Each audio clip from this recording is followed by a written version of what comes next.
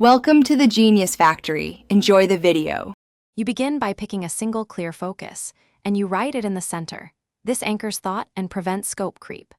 Once chosen, create 3-6 major branches that represent main categories so you can chunk information. This reduces overload. Make sure to select a medium you'll use consistently, paper for tactile recall, or a mind map app for easy edits and links. Doing this first lets you start mapping immediately rather than planning endlessly.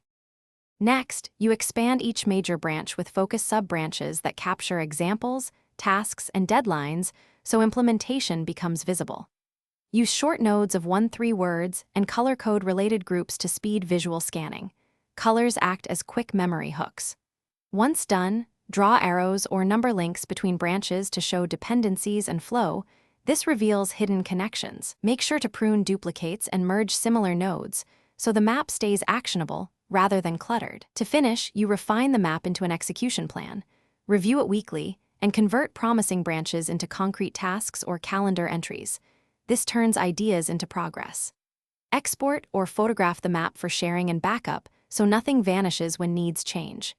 If you hit a problem, clutter, unclear nodes, or stalled progress, simplify the most overloaded branches first, then reprioritize. This troubleshooting step keeps the mind map useful and prevents paralysis.